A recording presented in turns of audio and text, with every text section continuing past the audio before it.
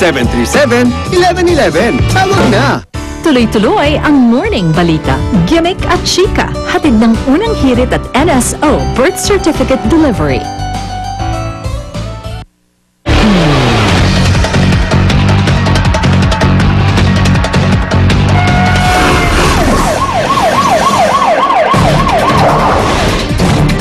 Patuloy po kayo nakatutok sa unang balita. Isang call center agent ang patay matapos masagasaan ng kotse sa Meralco Avenue sa Pasig.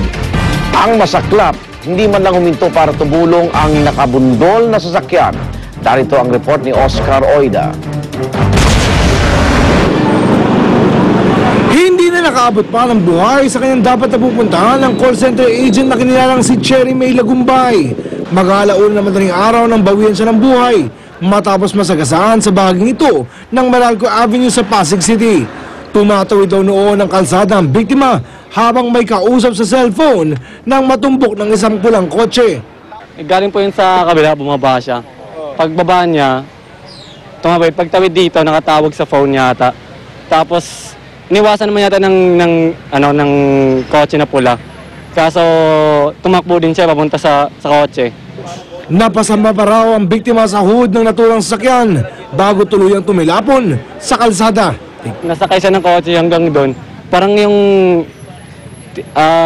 ginalaw lang yung kotse para tumilapon siya. Kasi napasakay siya sa harapan eh.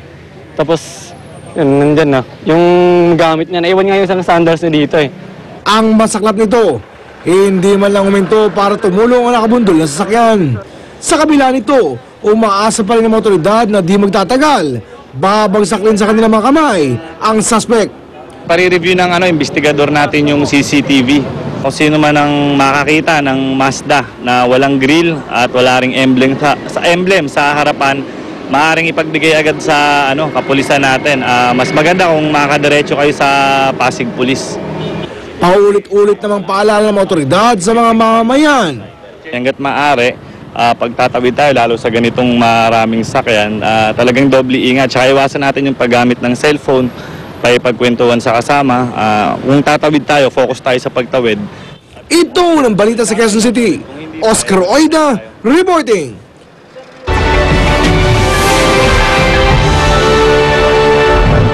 Limang sugatan sa salpukan ng dalawang tren sa Istanbul, Turkey.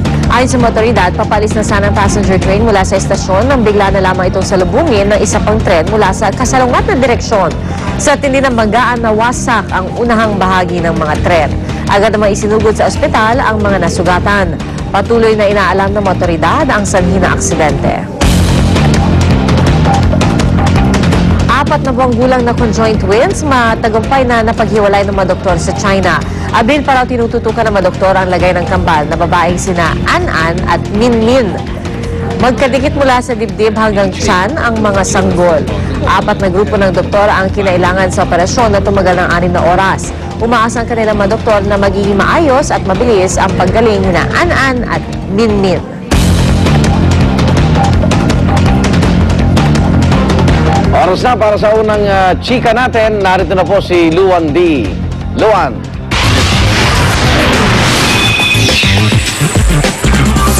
Salamat, Igan. Buena mano po sa ating mga chika ang kapuso star na si Iza Calzado. Kararating lang po niya sa bansa mula Canada. Pero sinagot na niya ang mga bali-balitang nagde-date daw sila ni Pangulong Noynoy Aquino. May live report si Maria Ausente. Maria? Yes, Luan, magandang umaga. May reaksyon na nga ang kapuso actress na si Iza Calzado tungkol sa napapabalitang nagde-date na umano sila ni Presidente Noynoy Aquino. Pasado alas 3 na madaling araw kanina nang lumapag ang eroplanong sinasakyan ni Iza mula Vancouver. Nagulat pa si Iza sa lumabas na isyong nagde-date na umano sila ni Presidente Noynoy Aquino.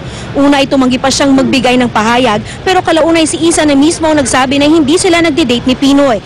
Kakatapos nga lang daw niya sa isang relationship. Paliwanag ni Iza, wala naman daw problema kung nag-usap sila ng Presidente noong karawan ni Ogie Alcacid. Ipinakilala nga lang daw siya at matapos noon ay wala na.